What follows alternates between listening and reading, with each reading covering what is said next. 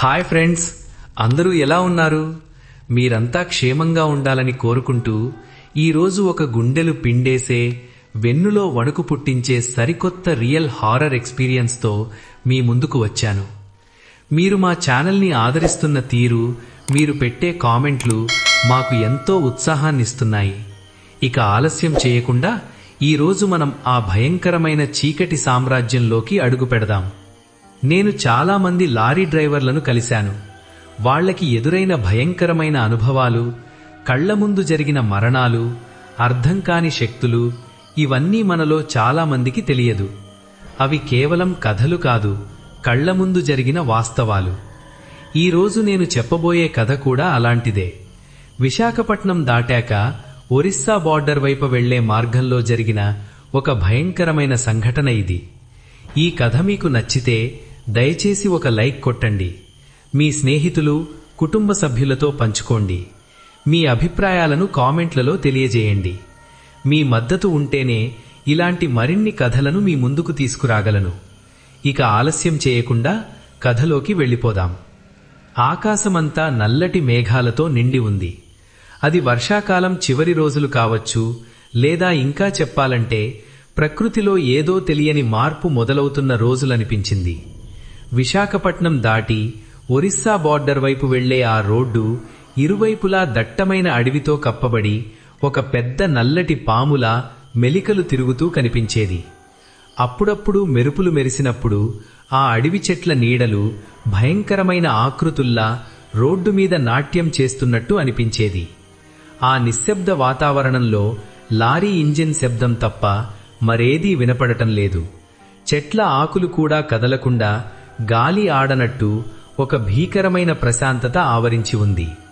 నా పేరు సత్యం, రాజమండ్రికి చెందిన లారీ డ్రైవర్ని. దాదాపు 15 ఏళ్లుగా ఈ వృత్తిలోనే ఉన్నాను. ఎన్ని రోడ్లు చూశానో, ఎంతమంది మనుషులను కలిశానో లెక్కే లేదు. కానీ ఆ రాత్రి మాత్రం నా జీవితంలోనే అత్యంత భయంకరమైనదిగా నిలిచిపోయింది. ఆ రోజు రాత్రి 1 గంట కావస్తోంది. దాదాపు 17 గంటలుగా నాన్ స్టాప్గా లారీ నడుపుతున్నాను. నా శరీరం పూర్తిగా అలసిపోయింది. కళ్ళు వాటంతట అవే మూతలు పడుతున్నాయి. రోడ్డు మీద దృష్టి పెట్టడం చాలా కష్టంగా మారింది. అయినా డ్రైవర్గా పనిచేస్తేనే కదా గిట్టుబాటు. ఆ ఒక్క ఆలోచనే నన్ను నిద్రపోకుండా కళ్లను తెరిచి ఉంచుతుంది. కానీ అప్పటికే నా ఓపిక నశించిపోయింది. కళ్ళు మిటకరించిన చీకటిలో ఆ చెట్ల మధ్య దూరం దూరంగా కనిపిస్తున్న ఏవో నీడలు తప్ప మరేమీ కనిపించడం లేదు.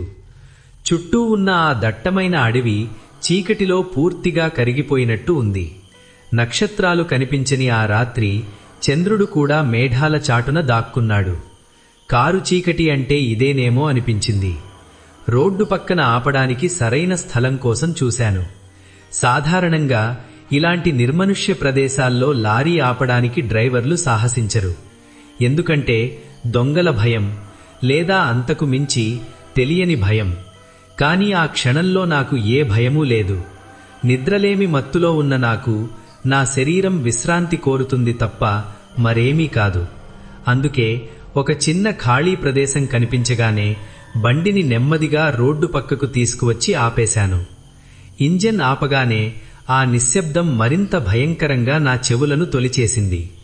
అప్పటిదాకా లారీ ఇంజన్ చేసే ఘోష నా ఆలోచనలను, భయాలను అణిచి ఉంచింది. ఇప్పుడు ఆ నిశ్శబ్దం ఒక్కసారిగా నా మీద దాడి చేసినట్టు అనిపించింది.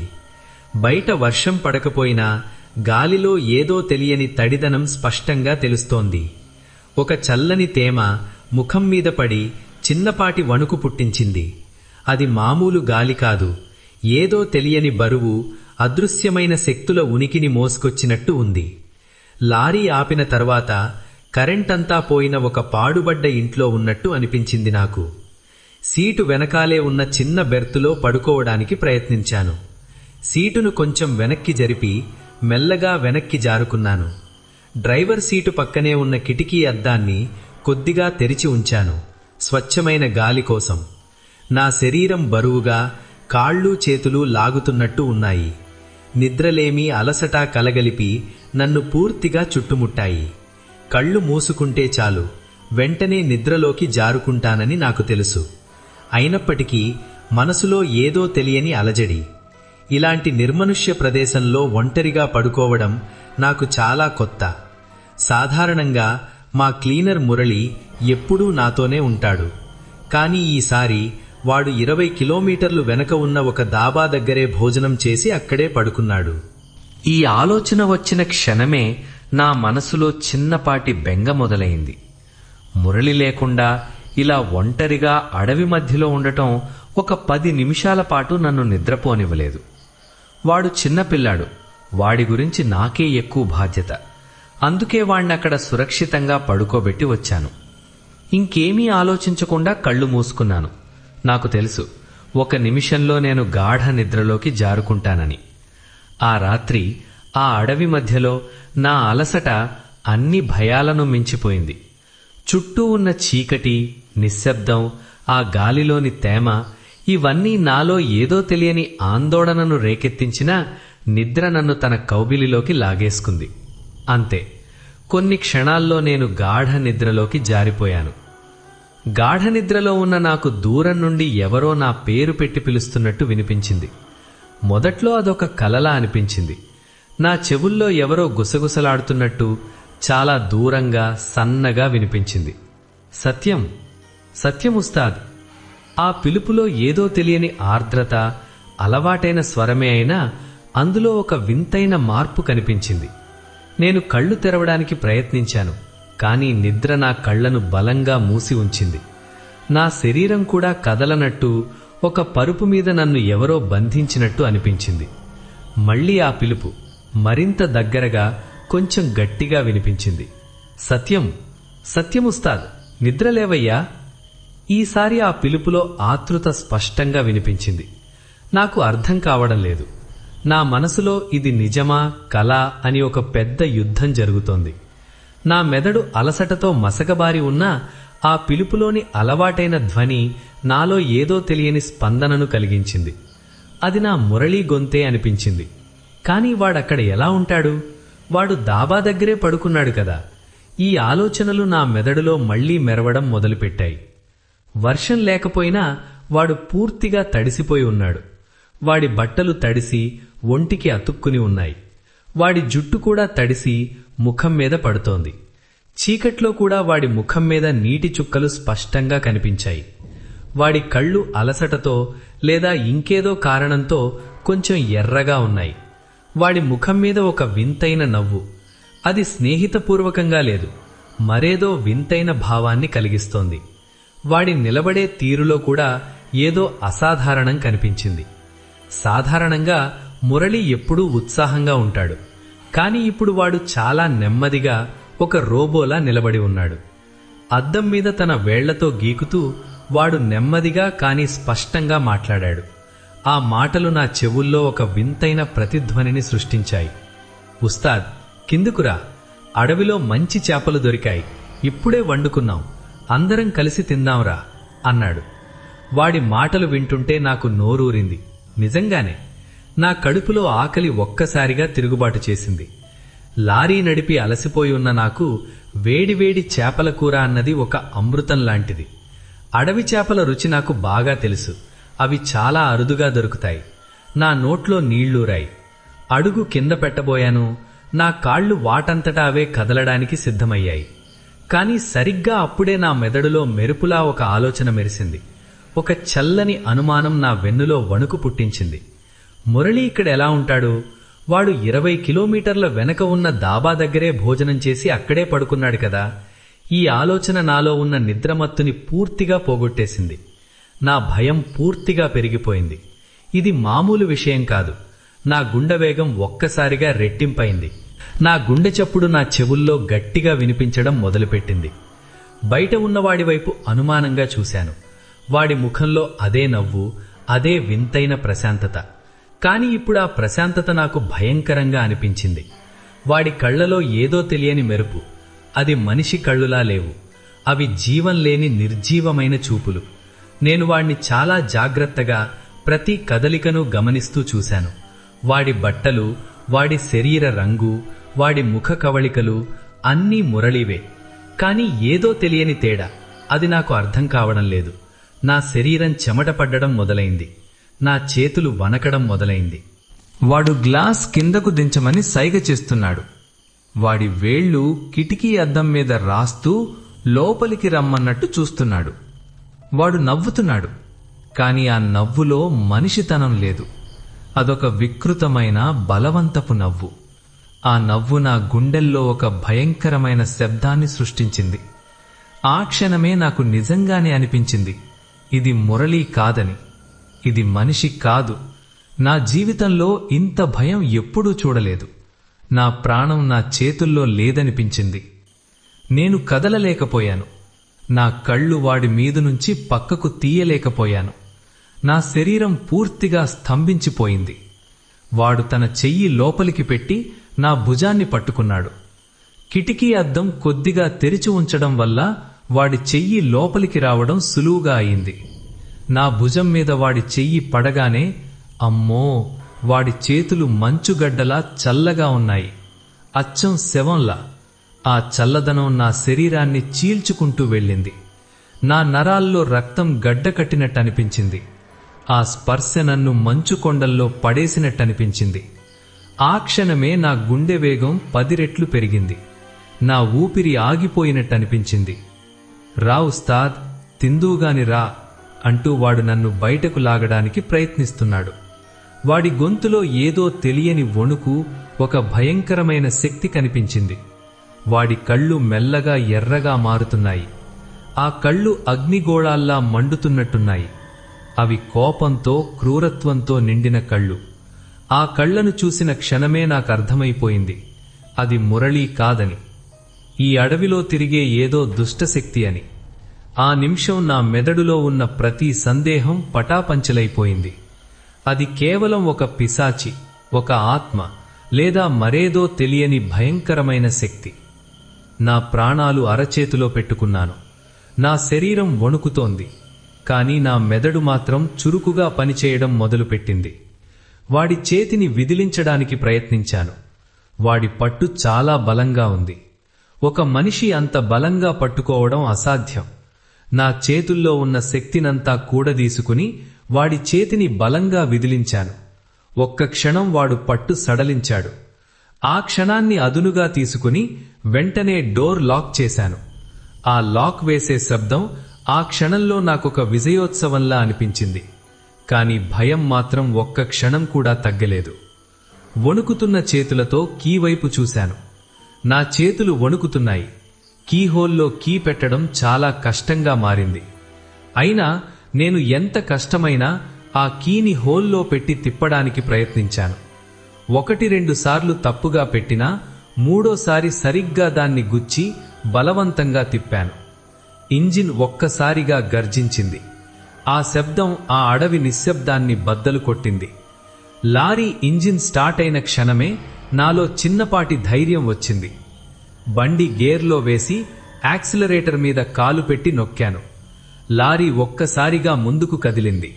ఆ కదలికలో నా ప్రాణం లేచి వచ్చినట్టనిపించింది. నేను వెనక్కి చూడకుండా కేవలం రోడ్డు మీదే దృష్టి పెట్టాను. లారీ వేగం పెంచుకుంటూ ఆ చీకటి అడవిలో ముందుకు దూసుకుపోతోంది. నా గుండె వేగం అప్పటికీ తగ్గలేదు. వణుకుతున్న చేతులతో స్టీరింగ్ పట్టుకుని నా శరీరం పూర్తిగా చెమటతో తడిసిపోయింది. చల్లని గాలి కిటికీలోంచి లోపలికి వస్తున్నా ఆ చెమట చల్లారడం లేదు. కొంత దూరం వచ్చాక నాలో చిన్నపాటి ధైర్యం వచ్చింది. కాని ఆ భయం మాత్రం నన్ను ఇంకా పూర్తిగా వదిలిపెట్టలేదు. భయపడుతూనే సైడ్ మిర్రర్ వైపు చూశాను. నాకిక్కడ కనిపించిన దృశ్యం చూసి నా రక్తం గడ్డకట్టిపోయింది. నా శరీరం ఒక్కసారిగా జలధరించింది. వాడు రోడ్డు మధ్యలో నిలబడి ఉన్నాడు. కళ్ళు వెడల్పుగా చూశాను. వాడు అచ్చం అదే విధంగా, అదే నవ్వుతో నిలబడి ఉన్నాడు. కాని ఇప్పుడు ఆ నవ్వు మరింత వికృతంగా మారింది. వాడి కళ్ళు పూర్తిగా ఎర్రగా మారాయి. అగ్నిగోళాల్లా మండుతున్నాయి. అవి కోపంతో, క్రూరత్వంతో నిండిన కళ్ళు. ఆ కళ్లను చూసిన క్షణమే నాకర్థమైపోయింది, అది మురళీ కాదని, ఈ అడవిలో తిరిగే ఏదో దుష్టశక్తి అని. ఆ నిమిషం నా మెదడులో ఉన్న ప్రతి సందేహం పటాపంచలైపోయింది. అది కేవలం ఒక పిశాచి, ఒక ఆత్మ, లేదా మరేదో తెలియని భయంకరమైన శక్తి. నా మెదడు అప్పటికే షాక్కు గురయ్యింది. నేను స్పృహ కోల్పోలేదు, కాని అది స్పృహ కోల్పోయిన దానికంటే దారుణంగా అనిపించింది. నా కాళ్ళు చేతులు వణుకుతున్నాయి. యాక్సిలరేటర్ మీద కాళ్ళు అమాంతం నొక్కేశాను. లారీ మరింత వేగంగా ముందుకు దూసుకుపోయింది. నా కళ్ళు అద్దం వైపు నుంచి తీసుకోలేకపోయాను. వాడు ఇంకా అక్కడే అదే భయంకరమైన రూపంలో నిలబడి ఉన్నాడు. వెనక్కి చూసే ధైర్యం లేకపోయినా ఏదో ఒక శక్తి నా కళ్లను అద్దం వైపు లాగుతోంది. ఆ అరుపు ఇంకా నా చెవుల్లో ప్రతిధ్వనిస్తోంది. నా గుండె చప్పుడు ఇంకా తగ్గలేదు. అది మరింత వేగంగా కొట్టుకుంటూ నా ప్రాణాన్ని అరచేతిలోకి తీసుకొచ్చింది. నా శరీరం పూర్తిగా చెమటతో తడిసిపోయింది. నా చుట్టూ ఉన్న గాలి కూడా భారంగా, ఏదో తెలియని దుర్గంధంతో నిండిపోయినట్టు అనిపించింది. నేను కేవలం ప్రాణం పోకుండా బతకాలని మాత్రమే కోరుకున్నాను. దేవుడిని, ఏ దేవుడిని నమ్మినా ఆ దేవుణ్ణి ఆ క్షణంలో మనసులో తలుచుకున్నాను. లారీ చాలా వేగంగా, దాదాపు అరగంటకు పైగా ప్రయాణించింది. అడవి చివరల్లోకి వచ్చినట్టు అనిపించింది. మెల్లగా జనసంచారం కనిపించడం మొదలయ్యింది. దూరం నుంచి కొన్ని దీపాలు, ఇళ్ల ఆకారాలు కనిపించాయి. నాలో కొద్దిగా ధైర్యం వచ్చింది. ఇంతవరకు నేను బతికి బయటపడ్డాననిపించింది. కాని ఆ దృశ్యం, ఆ అరుపు మాత్రం నా కళ్ల ముందు ఇంకా మెదలుతోంది. నా శరీరమంతా వణుకుతోంది. కడుపులో వికారం. నేను ఏదో ఒక చోట ఆగి కొద్దిసేపు విశ్రాంతి తీసుకోవాలనిపించింది. కాని నాకు ఆగే ధైర్యం లేదు. మళ్లీ ఏదైనా జరుగుతుందేమో అన్న భయం నన్ను వెంటాడుతోంది. కొద్దిసేపటికి ఒక చిన్న గ్రామం కనిపించింది. రోడ్డు పక్కనే కొన్ని ఇళ్ళు, చిన్నపాటి కిరాణా దుకాణం, టీ కొట్టు కనిపించాయి. ఆ సమయంలో కూడా కొన్ని దీపాలు వెలుగుతున్నాయి. ఆ వెలుగు చూసి నా ప్రాణం లేచి వచ్చినట్టు అనిపించింది. లారీని మెల్లగా రోడ్డు పక్కకు తీసుకువచ్చి ఆపాను. ఇంజిన్ ఆపగానే నా శరీరం అమాంతం సీటు మీదకు కుప్పకూలిపోయింది. నా ఊపిరి వేగంగా వస్తోంది. నా కళ్ళు ఎర్రగా మారాయి. కళ్లలో నీళ్లు తిరుగుతున్నాయి. నేను అప్పటిదాకా ఆపుకున్న భయం ఇప్పుడు కన్నీళ్ల రూపంలో బయటపడాలని చూస్తోంది. నా డ్రైవర్ సీటులోంచే బయటకు చూశాను. టీ కొట్టు దగ్గర 2 ముగ్గులు వృద్ధులు కూర్చొని నిప్పు రాజేసుకొని కాచుకుంటున్నారు. వాళ్ల మాటలు సన్నగా వినిపిస్తున్నాయి. ఆ మాటలు నాలో కొద్దిగా ధైర్యాన్ని నింపాయి. నేను మెల్లగా లారీ డోర్ తెరిచి కిందకు దిగాను. నా కాళ్లు వణుకుతున్నాయి. నేలమీద అడుగు పెట్టగానే భూమి కంపించినట్టు అనిపించింది. నా శరీరం పూర్తిగా నీరసించింది. నెమ్మదిగా నడుచుకుంటూ టీ కొట్టు వైపు వెళ్లాను. అయ్యగారు, ఏమైంది? ఎందుకలా ఉన్నారు? టీ కొట్టు దగ్గర కూర్చున్న వారిలో ఒక వృద్ధుడు నన్ను చూసి అడిగాడు. నా కళ్ళు వాడిపోయి ముఖం మీద భయం స్పష్టంగా కనిపించింది. ఏమైందో ఏమో నాకర్థం కావడం లేదు. ఒక భయంకరమైన విషయం జరిగింది అని చెప్పాను. నా గొంతు వణుకుతోంది. మాటలు తడబడుతున్నాయి. నాకు జరిగినది చెప్పడానికి ధైర్యం చాలడం లేదు. అది ఒక పీడకలలాగా అనిపించింది. కానీ అది నిజమని నాకు తెలుసు. ఆ వృద్ధుడు నా వైపు దీర్ఘంగా చూశాడు. అతని కళ్లల్లో ఏదో తెలియని అనుభవం, జ్ఞానం కనిపించింది. మాకు చెప్పు నాయనా, ఏమైంది? ఈ అడవిలో ఇలాంటివి మామూలే, నీకేం భయం లేదు అన్నాడు. అతని మాటలు నాకు కొద్దిగా ధైర్యాన్నిచ్చాయి. నేను కూర్చొని జరిగినదంతా వివరించడం మొదలుపెట్టాను. మురళి పిలవడం, వాడి తడిసిన రూపం, వాడి చేపల కూర మాటలు, నా అనుమానం, వాడి చేతి స్పర్శ, వాడి కళ్ళు ఎర్రబడడం, నేను పారిపోవడం, చివరకు అద్దంలో చూసిన ఆ భయంకరమైన దృశ్యం, తలని వేరు చేసుకుని అరిచిన ఆ తలలేని దెయ్యం గురించి చెప్పాను. నేను చెప్పినదంతా విన్న ఆ వృద్ధుడు, అతని పక్కన ఉన్న మిగతా 2 వ్యక్తులు కూడా మౌనంగా ఉండిపోయారు.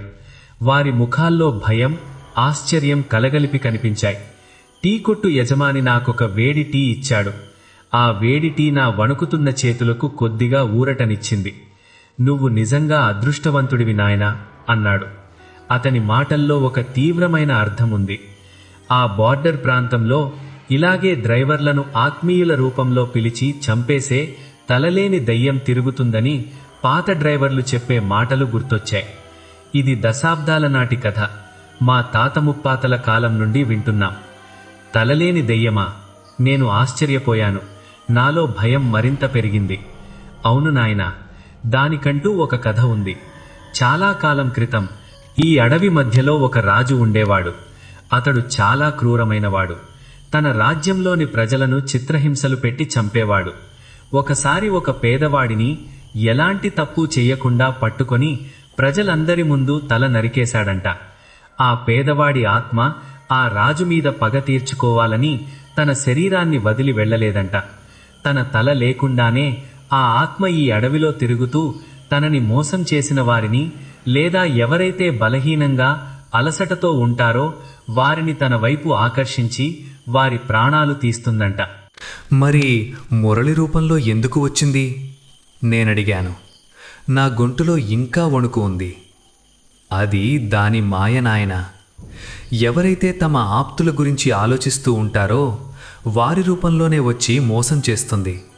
లారీ డ్రైవర్లు ఎక్కువగా ఒంటరిగా ప్రయాణిస్తారు కాబట్టి వాళ్లే దానికి సులువుగా దొరుకుతారు. నిన్ను కూడా అలాగే మోసం చేయాలని చూసింది. నువ్వు చాలా అదృష్టవంతుడివి. నీకు సరైన సమయంలో అనుమానం వచ్చింది. లేకపోతే... ఆ వృద్ధుడు మాట పూర్తి చేయలేదు. కానీ దాని అర్థం నాకు స్పష్టంగా అర్థమైంది. నా ప్రాణం పోయి ఉండేది. మరి ఇప్పుడేం చెయ్యాలయ్యగారు? ఆ భయం నన్ను వదిలిపెట్టడం లేదు. నేను మళ్ళీ ఆ దారిలో ప్రయాణించగలనా? నా కళ్ళల్లో భయం, ఆవేదన స్పష్టంగా కనిపించాయి. భయపడకు నాయనా. మా ఊరిలో ఒక దేవాలయం ఉంది. ఆ దేవాలయంలో ఒక పూజారి ఉన్నారు. ఆయన చాలా శక్తివంతుడు. ఇలాంటి దుష్టశక్తులను శాంతింపచేయడంలో ఆయనకు మంచి అనుభవం ఉంది. నువ్విప్పుడు ఆయన దగ్గరకు వెళ్ళు. ఆయన నీకొక పూజ చేస్తాడు. ఆ పూజ వల్ల నీలో ఉన్న భయం పోతుంది. ఆ దుష్టశక్తి నిన్ను మళ్ళీ వెంటాడదు అన్నాడు ఆ వృద్ధుడు. నాకు కొద్దిగా ఆశ కలిగింది. ఆ రాత్రి దేవుడి దయవల్ల బతికి బయటపడ్డాను.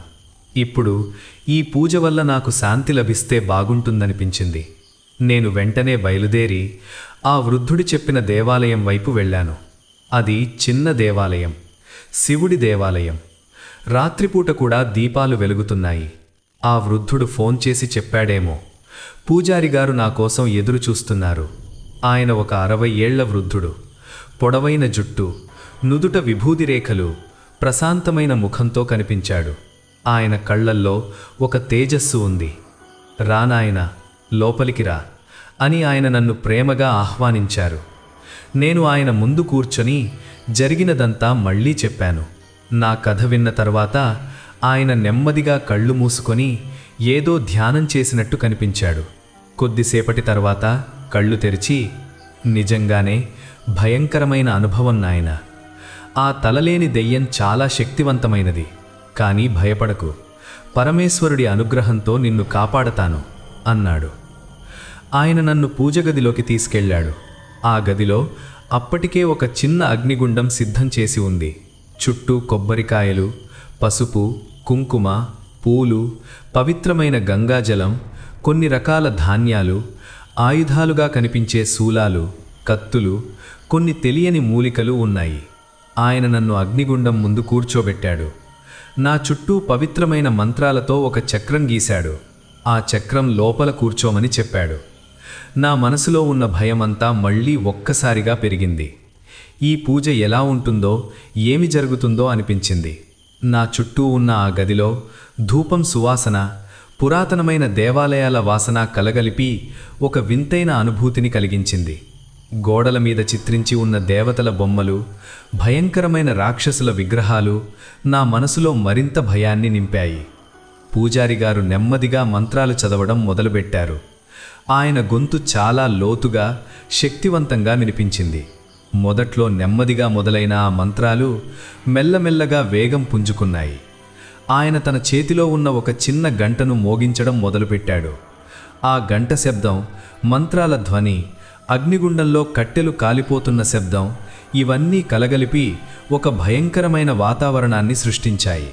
నాలో భయం పూర్తిగా పెరిగింది. పూజారి గారు అగ్నిగుండంలో మూలికలు వేయడం మొదలుపెట్టారు.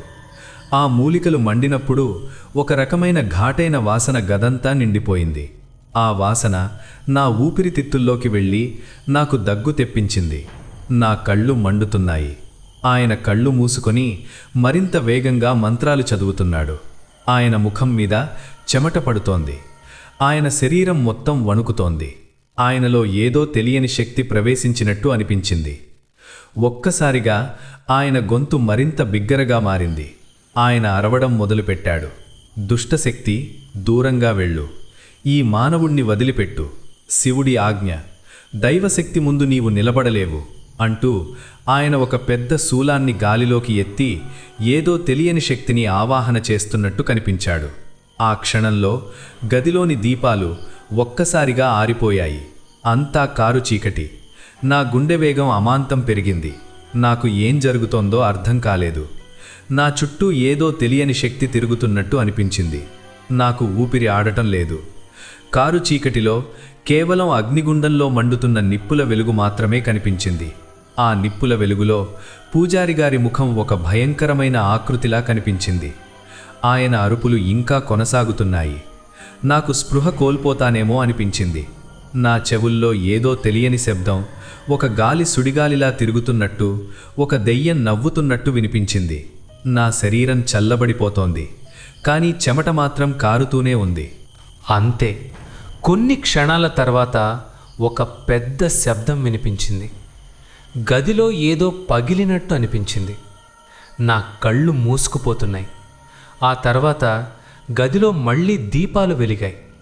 నేను మెల్లగా కళ్ళు తెరిచాను.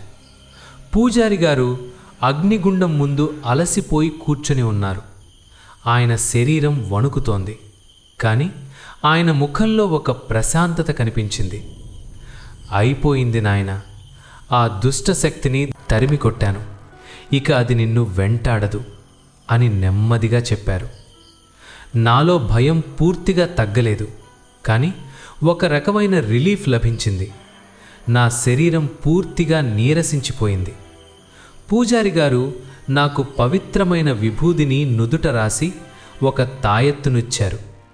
ఈ తాయెత్తు ఎప్పుడూ నీతోనే పెట్టుకోనాయనా, ఇది నిన్ను రక్షిస్తుంది. ఇక భయపడకుండా వెళ్ళు అని చెప్పారు. ఆయన మాటలు నాకు ధైర్యాన్నిచ్చాయి. నేను ఆయనకు కృతజ్ఞతలు చెప్పి దేవాలయం నుండి బయటకు వచ్చాను. బయట వెలుతురు వచ్చింది. సూర్యోదయం అవుతోంది. పక్షుల కిలకిల రావాలు వినిపిస్తున్నాయి. ఆ పక్షుల శబ్దం, కొత్త ఉదయం నాకు మళ్ళీ ప్రాణం పోసినట్టు అనిపించింది. నా లారీ దగ్గరకు వెళ్ళాను. అప్పుడు జరిగినదంతా ఒక పీడకలలాగా అనిపించింది. కానీ నా శరీరం మీద ఉన్న చెమట, నా చేతుల్లో ఉన్న వణుకు, నా మనసులో ఉన్న భయం, ఇవన్నీ అది నిజమని చెబుతున్నాయి. ఆ రోజు నేను మళ్ళీ నా లారీ ఎక్కి రాజమండ్రికి బయలుదేరాను. కానీ ఆ ప్రయాణం నాకు చాలా కష్టంగా అనిపించింది. ప్రతి చిన్న శబ్దానికి ఉలిక్కిపడ్డాను. ప్రతి చెట్టు నీడ నాకు ఆ తలలేని దెయ్యంలా కనిపించింది. ఆ తర్వాత కూడా చాలా రోజులు నాకు నిద్ర పట్టలేదు. రాత్రిపూట ఒంటరిగా ఉన్నప్పుడు ఆ అరుపు, ఆ వికృతమైన ముఖం, ఆ తలలేని మొండెం, ఇవన్నీ నా కళ్ళ ముందు మెదులుతోనే ఉండేవి. కొన్ని రోజులు పనికి వెళ్లకుండా ఇంట్లోనే ఉన్నాను. నా భార్య, పిల్లలు నా పరిస్థితి చూసి కంగారు పడ్డారు. నేను వాళ్లకు జరిగినదంతా చెప్పలేకపోయాను. ఎందుకంటే వాళ్ళు భయపడతారని నాకు తెలుసు. కాలం గడిచే కొద్దీ ఆ భయం కొద్దిగా తగ్గింది. పూజారి గారిచ్చిన తాయెత్తును ఎప్పుడూ నా మెడలోనే పెట్టుకున్నాను. ఆ తర్వాత ఆ దారిలో చాలాసార్లు ప్రయాణించాను. కానీ ఎప్పుడూ ఆ ప్రదేశంలో లారీ ఆపలేదు.